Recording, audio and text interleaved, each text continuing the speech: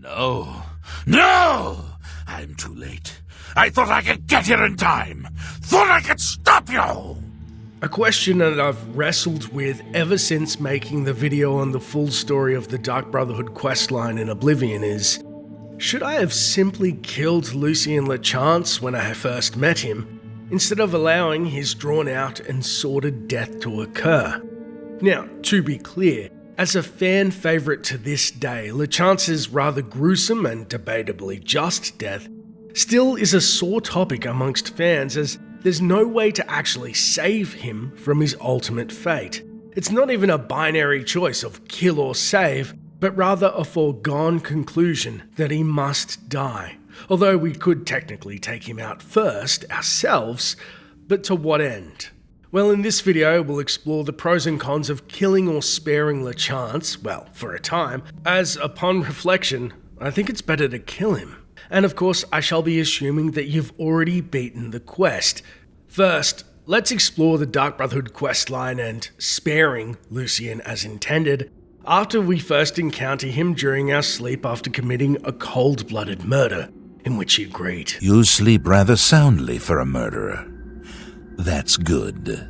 You'll need a clear conscience for what I'm about to propose. We're then invited into the Dark Brotherhood Guild to become a member of the family, terminating victims for an unknown and supposedly benevolent Night Mother who serves our unseen Dreadfather Sithis, aka the Void. These are all very lofty and strange concepts, and for context, writer Emil Pagliarulo briefly explains the inspiration and structure for the Dark Brotherhood during an interview with NoClip. You know, what do I do? How do I draw upon what I know about it? Because, write what you know is a big thing, and I don't know much about being a medieval assassin. So, but I was raised Catholic, and so the entire structure of the storyline and the lore in the Dark Brotherhood and Oblivion is really a twisted sort of bastardization of Catholicism. Right. There's Sithis is God, there's the Night Mother is Mary. So it's really easy for me to just let's take this, make it evil, and turn those dials and flip those switches, and it just all fell into place. Right. And that probably says more about Catholicism than me, but I don't know.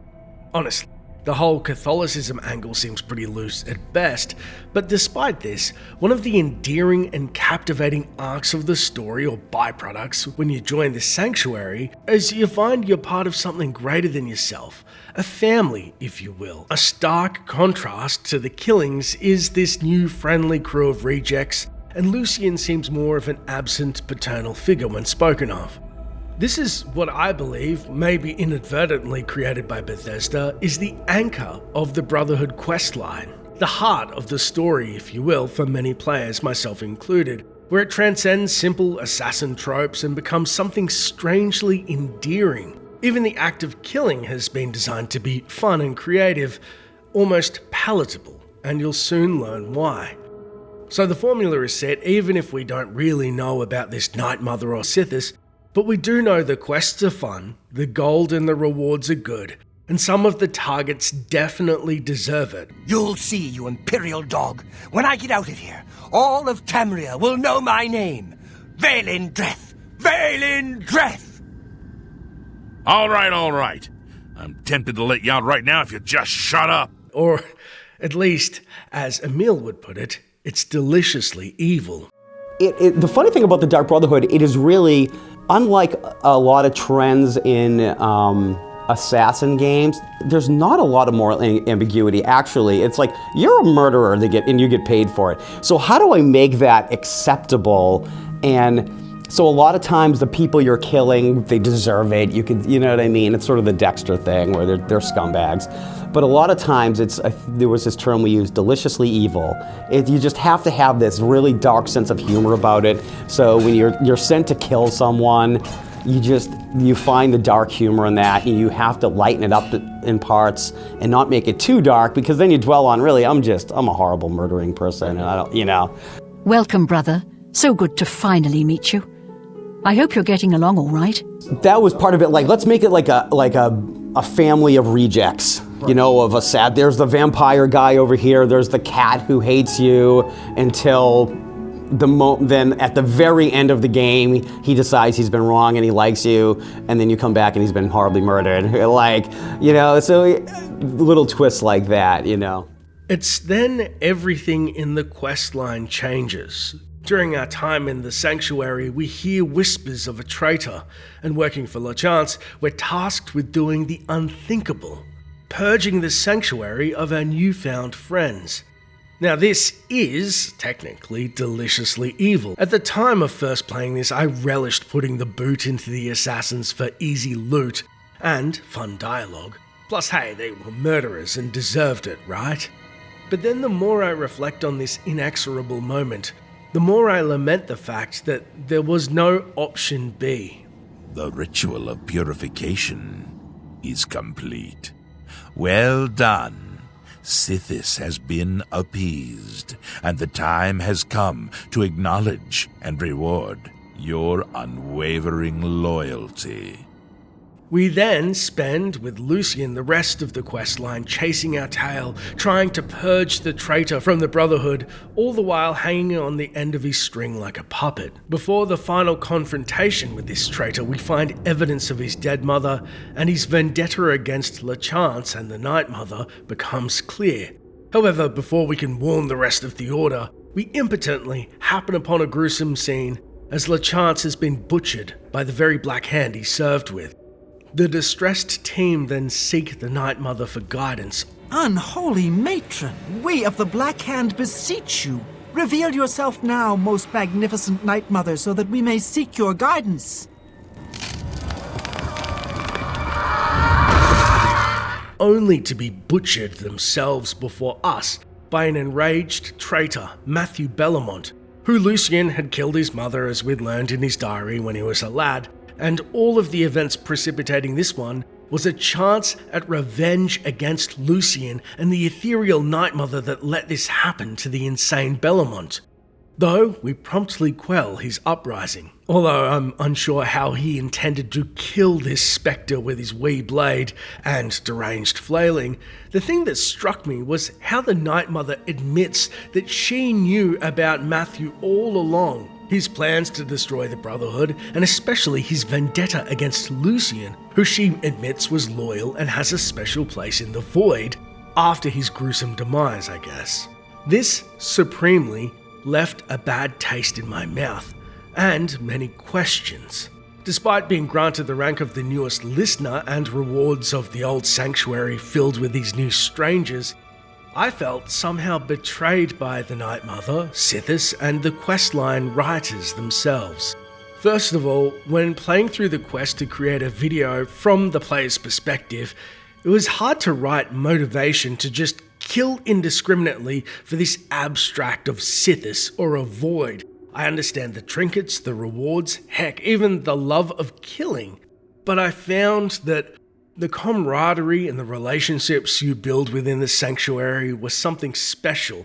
It added an extra level where, taking it away, it became a hollow void. To be honest, I had to create a headcanon where every time I killed, I believed that my character received a piece of Sithis' power, like Highlander, almost like a drug-like boon that was described as Sithis' cold, loving embrace, just to make things somewhat more believable that why you would kill for this apathetic god. It's not even a god. Sithis is hard to explain. Everybody says, oh, it's just a void, it's death itself, which isn't really appealing compared to a fun band of reject assassins. Anyway, my argument isn't whether being an assassin for an abstract entity like Sithis makes sense or not. I'm sure evil-aligned characters kill because they simply enjoy it. What I personally couldn't make amends with was that the Night Mother was playing chess with her loyal servants, only for us, the hero, to replace them in an equally expendable position. Clearly, thinking this through, you would believe that, well, the Night Mother's whims, I may get brutally murdered by the next hand or listener or anybody, especially because she admitted that Lucien was basically the best of us, but he deserved to die for not catching Bellamont in time, even though clearly he was much more use alive than dead.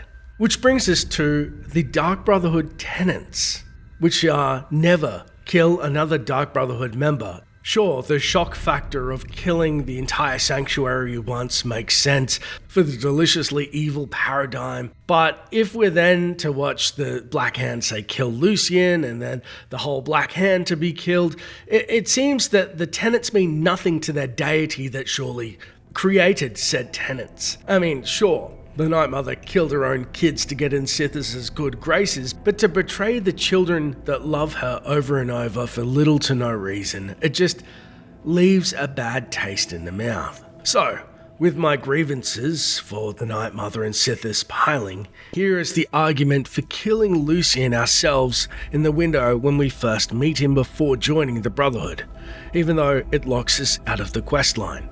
And again, I wish there were alternate endings or different ways to tackle it. However, when Lucian wakes us for the first time, unfortunately we can't warn him as we don't know him, or ever alter his fate. We could have instead attacked and killed the speaker as a gift for his troubles, but why? Well, this would effectively change the entirety of the Brotherhood story. As one, we just saved a later Lachance from being flogged to death as the Night Mother has a giggle at a supposed favoured servant/speaker. 2, we presumably spared the inhabitants of Chainhall Sanctuary as Matthew Bellamont now cannot kill Lucian, so we've taken that joy from him, but also the Night Mother would probably be bored of Bellamont's antics now that the object of his ire has died, being Lucian, and she would have one of her own hand take care of him.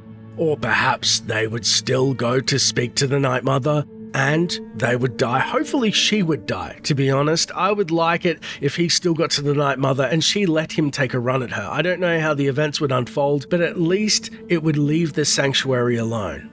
Now, in a nutshell, and I know this is going to sound hypocritical, but if I have only a binary choice of kill Lucian myself, saving him from torture and possibly the sanctuary as well, and the price is losing out on the contracts, or leave him be and go through the Dark Brotherhood questline, finding out I'm not only the Night Mother's puppet, but also Matthew Bellamont's, I choose kill Lucian to sever our strings and his, as the Night Mother and Sithis, in Oblivion at least, can rot in the void for all I care.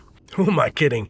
It is the best questline in the game, which makes it so sad that Lucian has to die and you don't have another choice. But seriously, I just wish we had more outcomes for Sithis' sake.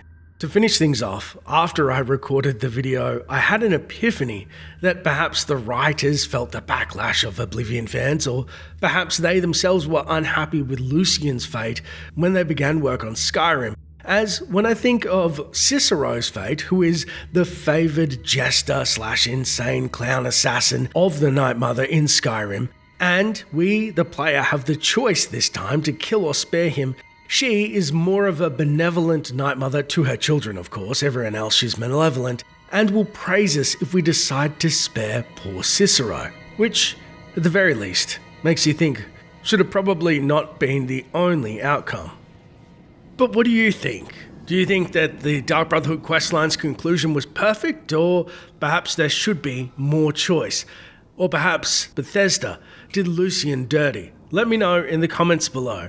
As always, thanks for watching, and until next time, Traveller.